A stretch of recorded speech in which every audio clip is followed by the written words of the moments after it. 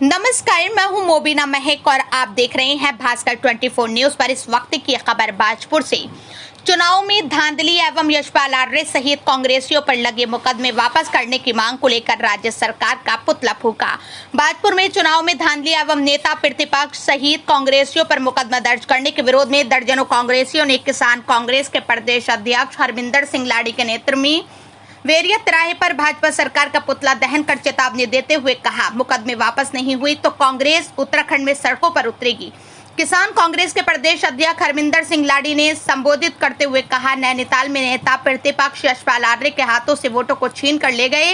नैनीताल के पूर्व विधायक संजीव आर्य के हाथ से फोन छीन कर तोड़ा। सरेआम गुंडागर्दी देखने को मिली।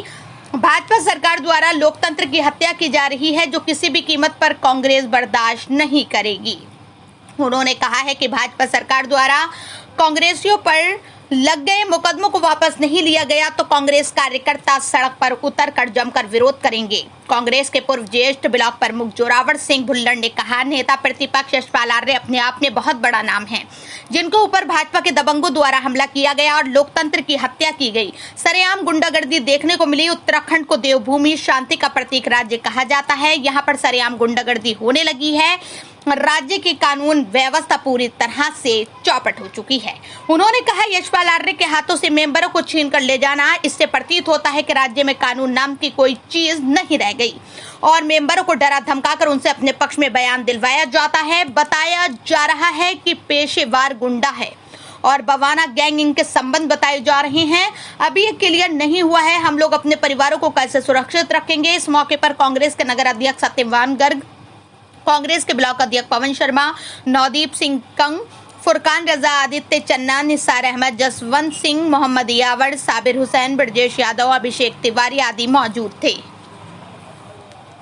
ये जो पुतला आज फूंका गया है, ये मेरी समझ से चुनाव से एक हफ्ता पहले ये प्रदर्शन अगर इस स्तर पे होता नैनीताल जिले में तो आज हमें ये पुतला फूंकने की जरूरत ना पड़ती। मेरा ये मानना है। जैसे माननीय यशपाल आर्य जी इस प्रदेश के कोई छोटे मोटे कोई नेता नहीं है, नेता प्रतिपक्ष हैं, 8-9 बार के विधायक हैं, स्पीकर रह चुके हैं, कई बार कैबिनेट मंत्री, प्रदेश अध्यक्ष रह चुके हैं। कोई यशपाल आर्य अपने आप में बहुत बड़ा नाम है, कोई छोटा नाम नहीं है।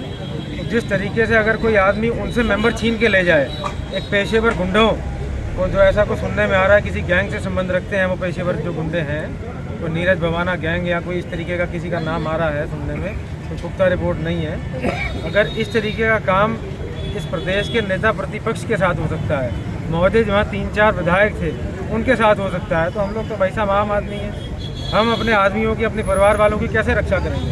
ये कानून व्यवस्था किस ओर जा रही है हमारे प्रदेश की? और उल्टा आज उन्हीं से जो मेंबर हैं उनसे बयान दिलवा के कोई दबाव बनाया हो या कैसे भी, मतलब जो प्रशासन ने कुछ भी उसमें एक्सपायर किया हो, उल्टा मुकदमा माननीय यशपाल आर्य जी पे दर्ज किया है।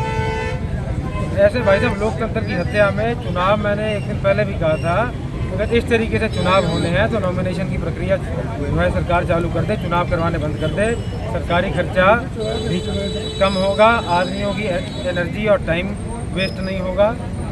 इससे बढ़िया नॉमिनेशन की प्रक्रिया मुख्यमंत्री ही चालू कर। देखिए, राहुल गांधी जी ने पहले ही लोकसभा में उठाया, यहाँ भी उठा कि लोकतंत्र की हत्या कभी नहीं होने देंगे। आपने देखा कि पिछले दिनों नैनीताल में ओपोजिशन लीडर यशपाल आर्य जी के हाथों से वोट छीने गए, संजीव जी के हाथों से फोन छीन कर तोड़ा गया, उनके गले भी पड़े, छाते भी लगे। तो ये लोकतंत्र की हत्या है। अब आप ये बताइए कि कोई भी अगर अपना मत देने का अधिकार नहीं रखता तो क्या लोकतंत्र बचेगा? क्या ये लोकतंत्र बचेगा? दूसरी चीज़ मैं ये कहना चाहता हूँ कि जनता जाग चुकी है। जो यशपाल आर्य पे केस हुए हैं उसे वापस लिया जाए, नहीं तो पूरे उत्तराखंड में सड़कों पर लोग आएंगे। कांग्रेस और यहाँ की जनता पूरा इस बात को मन बना चुकी है कि हम अब डट के इसका विरोध करेंगे। लोकतंत्र की किसी कीमत में हत्या नहीं होने देंगे।